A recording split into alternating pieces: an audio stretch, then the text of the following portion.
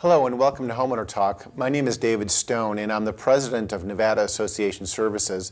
And this is my co-host, John Leach, who's a partner in the law firm of Leach, Johnson, Sung, and Gruco. Each episode we'll be here to talk with you about important homeowner topics. We, along with our guests, are here to provide you with useful information on these subjects. We also want to encourage you to interact with us and our guests on each episode. So please visit our website at homeownertalktv.com and send us your questions and comments. You know, your own neighbors are your best asset. They can serve as your eyes and ears, and they're often present when you're not. In this episode, we are going to focus on neighborhood awareness and specifically Neighborhood Watch. We've invited Kim Kallfelz of HOA Management to share some suggestions and talk about what's working well within this area and specifically within common interest communities. Kim will be speaking about the Black Mountain Homeowners Association, where she serves as the community manager. Kim, it's wonderful to see you. Thank you for being here. Hi, David, John. Kim, pleasure. Thanks for joining us. Kim, please tell our viewers just a little bit about your background in community management, and then also maybe add at the end there your involvement with the Neighborhood Watch program as part of that. I've been in the business for 12 years. This is my 12th year. And before that, and I still do have real estate license, property management. So we kind of have a whole resource of things that we can do. You know, Neighborhood Watch, I've always found to be so important. I encourage every single HOA that I have to get involved in Neighborhood Watch, whether they're in North Las Vegas, Henderson, or City of Las Vegas. They all have great liaison people to work with. And you know, the eyes and the ears, your first line of defense is absolutely knowing who lives next door to you and who lives across the street and who's in the family and who's there and what kind of car they drive. You know, years ago, and John and I were talking about this, you know, we used to know everybody in the neighborhood. You know, our kids went out and played in the street. Well, you know, we don't have that anymore. So we have to adjust. So how do we adjust? We try and get people involved in getting a neighborhood watch together.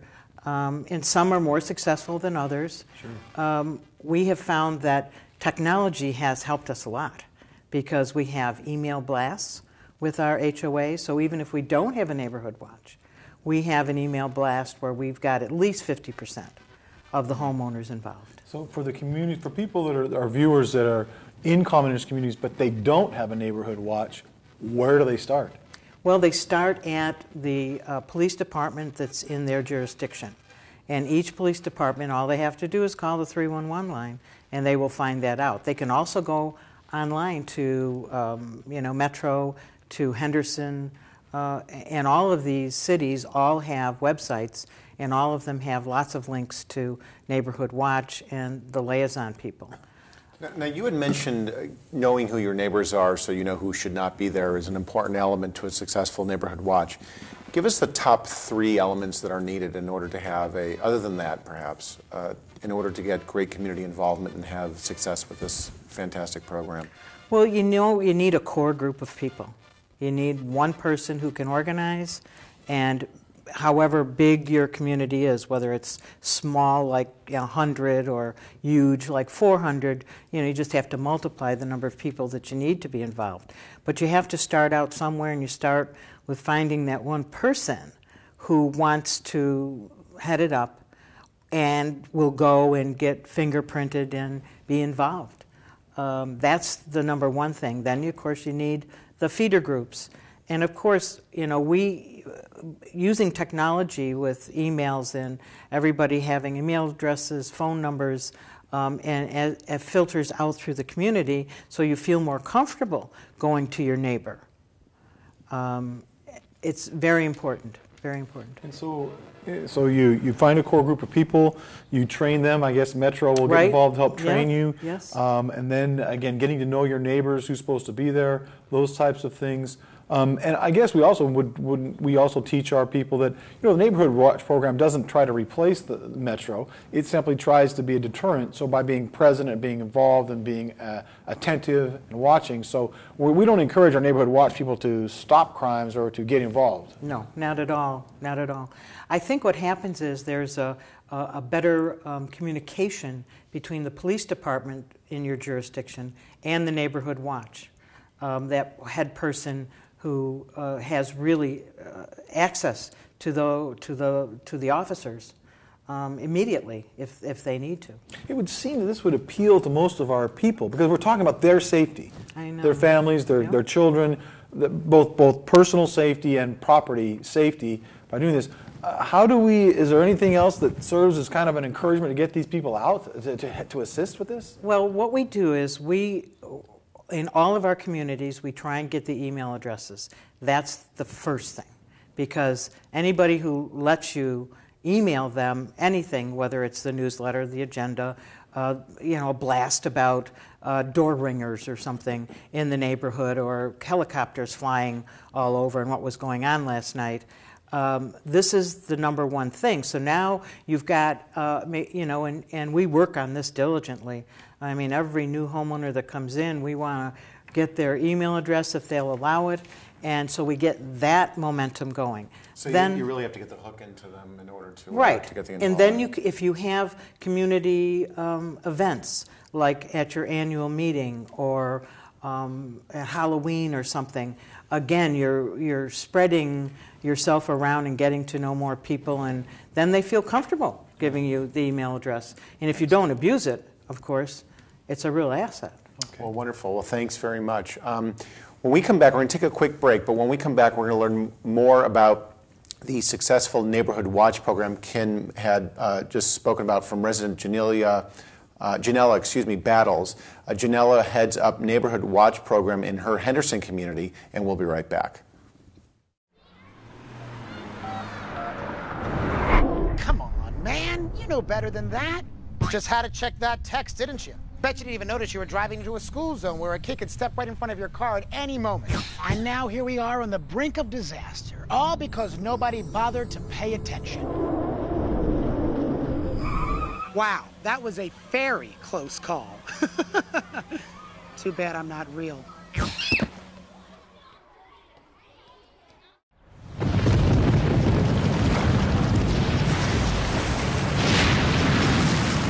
Up to 40% of businesses never recover after experiencing a major disaster.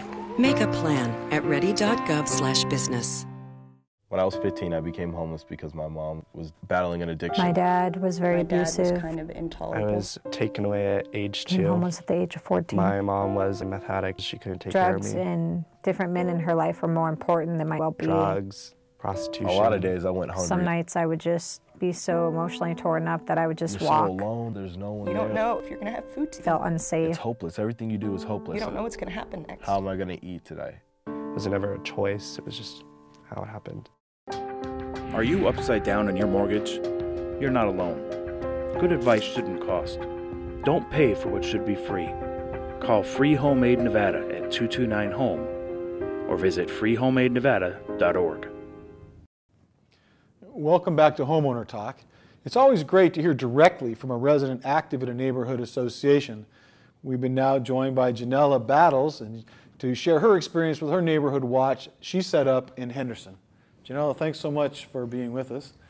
We've been talking about the general stuff. Now we're going to get down to brass tacks and talk about the real deal. So, get into it. Janella, why don't you tell our viewers just a little bit about how you got involved with the Neighborhood Watch program?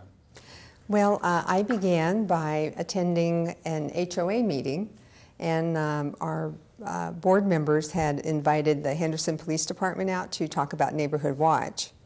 We had a few events occur in our neighborhood, and it just happened by coincidence that, here was the police department presenting how you get started in Neighborhood Watch and all that. So I decided to begin a Neighborhood Watch on my street in my neighborhood, and just put out some signs and invited some neighbors to stop by.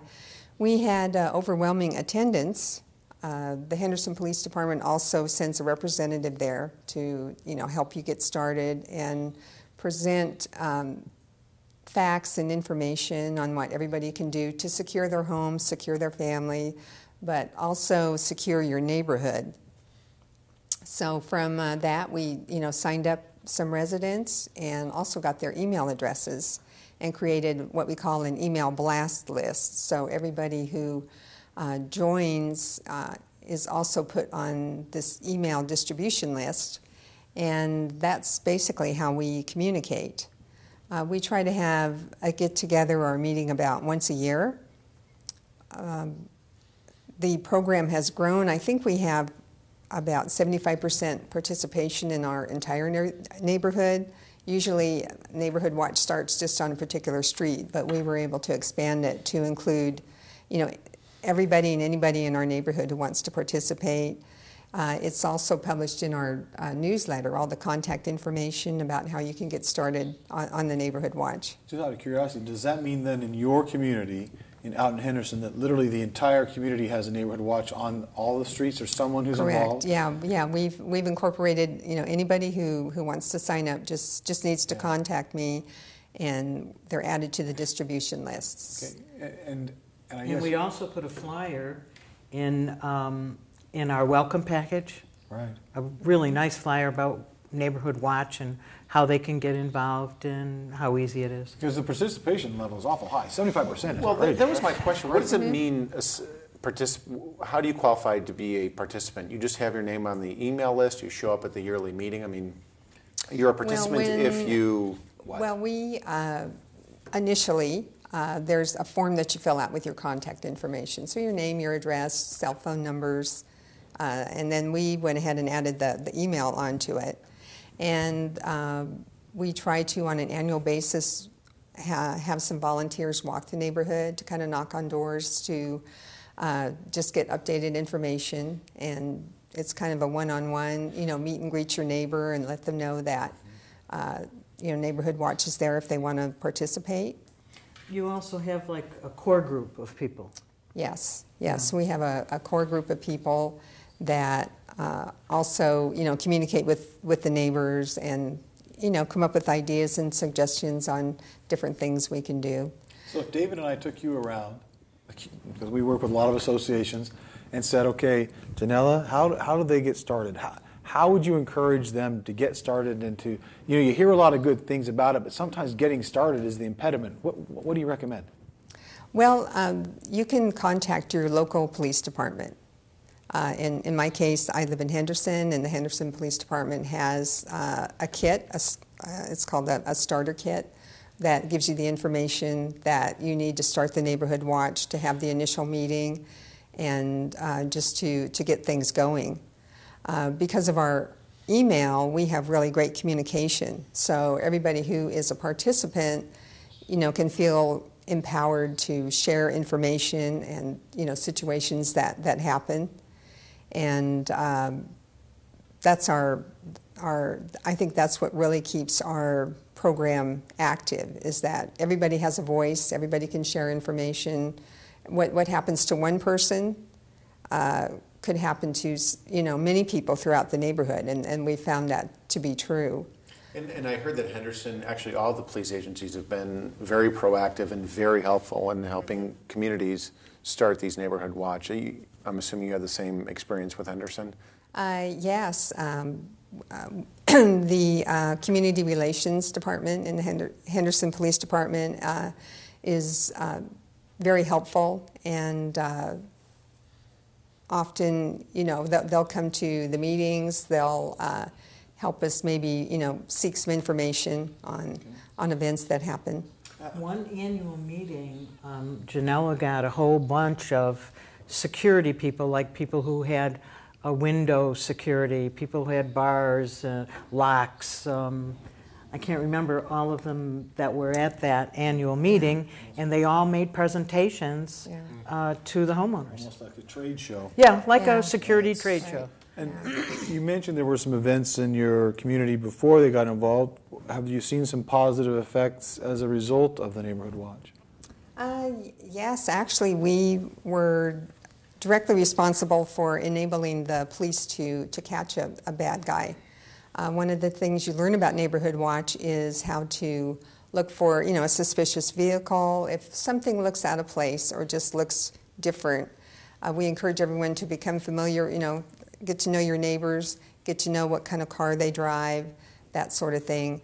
And so we had a situation where one neighbor saw a suspicious vehicle cruising through our neighborhood and ran across another couple who were walking their dog and said, oh, I just saw this vehicle. He had the color of the vehicle, so on and so forth. And so when the couple that were walking their dog got back to their home, they noticed that something was going on at their neighbor's house. They knew that he had been out of town, that he wasn't there, and they could hear somebody was inside the house. So they were able to, call the police department and saw the burglar exit the house, with the same colored vehicle and all that. Right away they, of course, were in contact with the Henderson police, and they were able to apprehend the suspects. So we're very proud of our neighbors being so proactive. Taking back your community. That's exactly. And that's one of the things you learn is that you don't become directly involved in an event, but you learn that it's okay to call the police because there's a lot of crime that just isn't reported. Are there other programs that you're using to improve the community safety? I know we've heard such as Alert ID or other things like that you're using. Yes, we've distributed the Alert ID information. It's a website that you can sign up for, and it's helpful as far as seeing what types of crimes are surrounding your area. I believe you can go out to a 3-mile radius, and so if there's any police reports that are input into Alert ID, you can see what's happening and the types of crimes that are happening around your area. Great. Well, that is fantastic information. We do appreciate that. It's very, very helpful.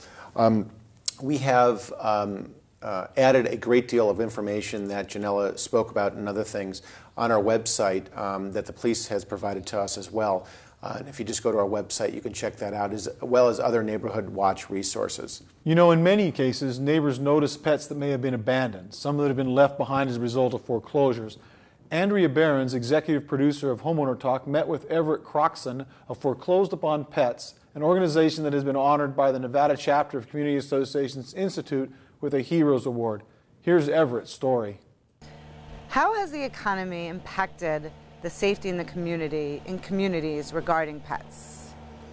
It's impacted it severely. There's when the foreclosure crisis hit back a few years ago, there was the shelter system was extremely overburdened, and that's why we decided to form Foreclosed Upon Pets Incorporated to give individuals that were suffering financial hardship an additional avenue to surrender their animal. So do you work like an SPCA or a Humane Society?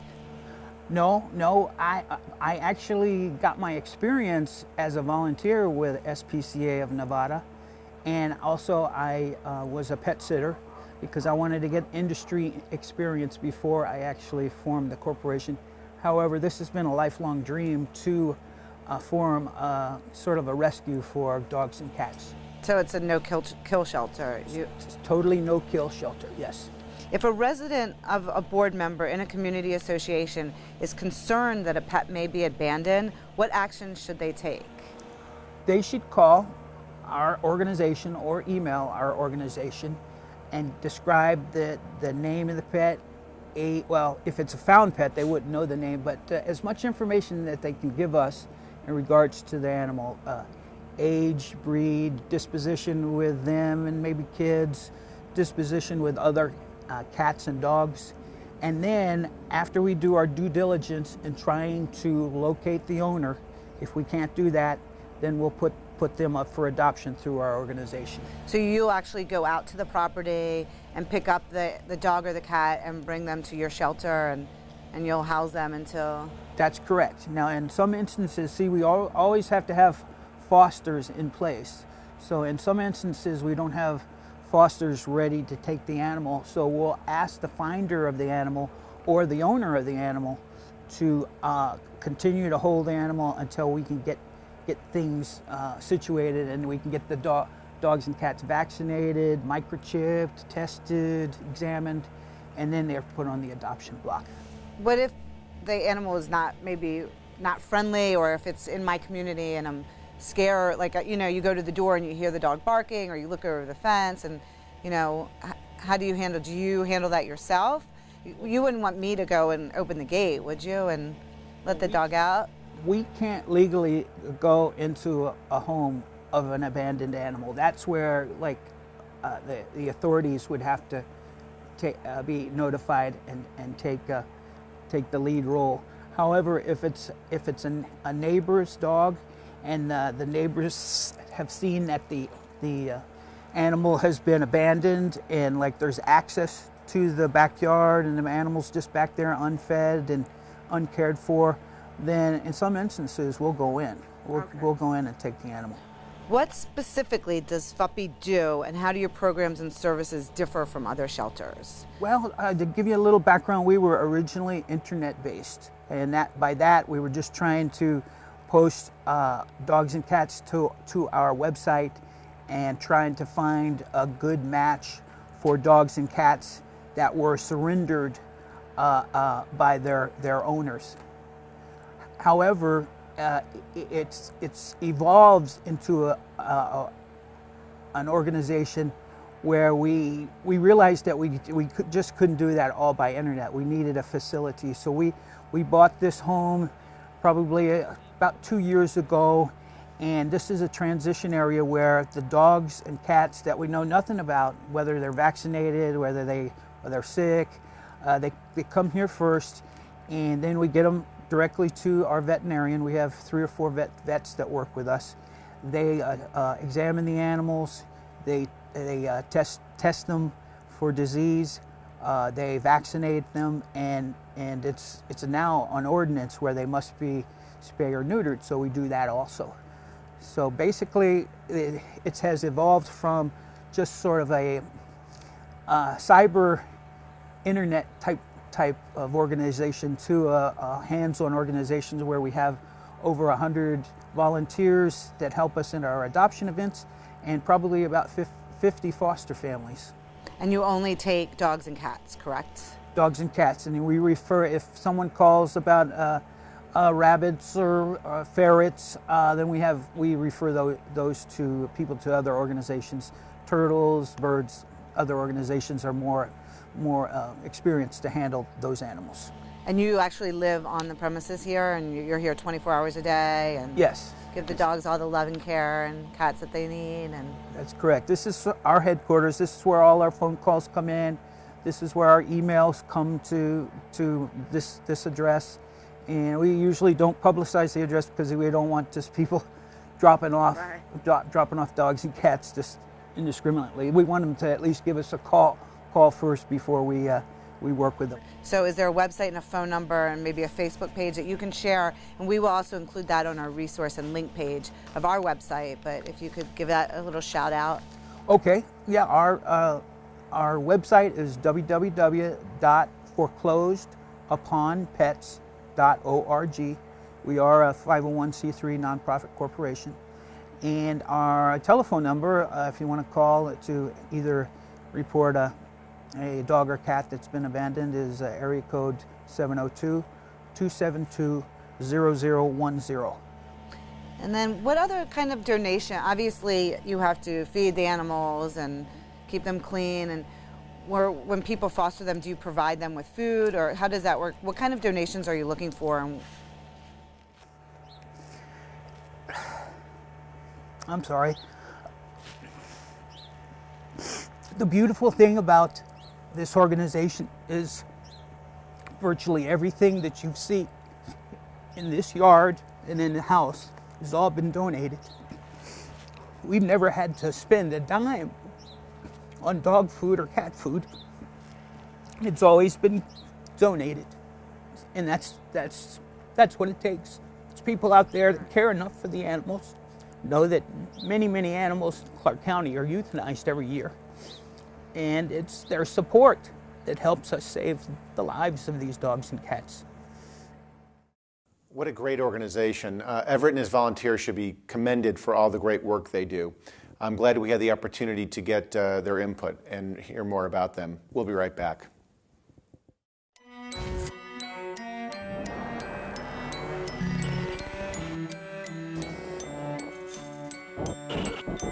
You promised me the world. Is this what you had in mind? Every choice we make has a consequence. Help EarthShare and its members restore balance to the world. Visit earthshare.org and see what you can do. EarthShare, one environment, one simple way to care for it.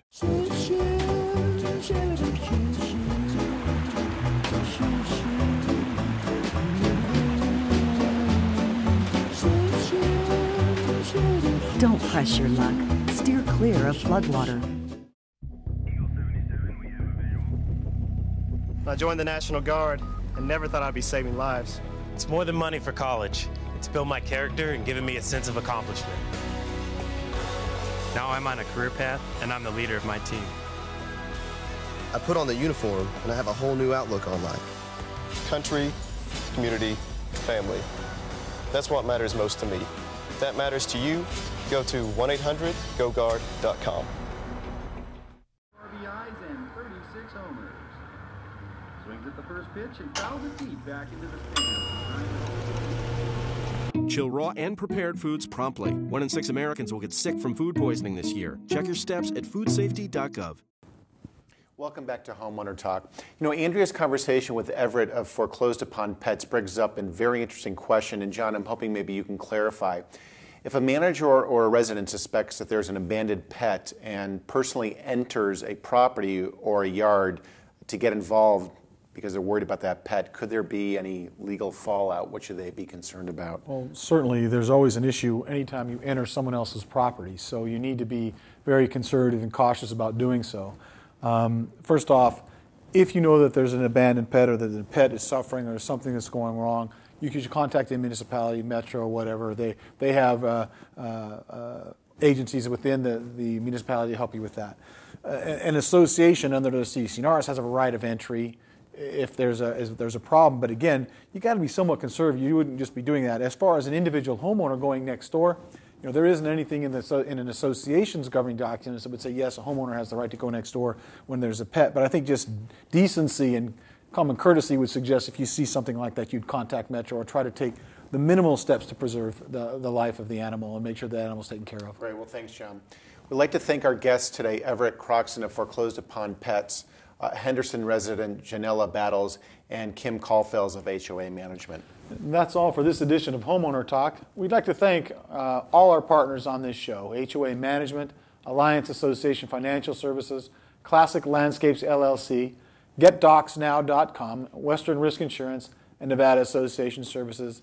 Remember, you can always find information about this program, and you can also drop us a line at homeownertalktv.com.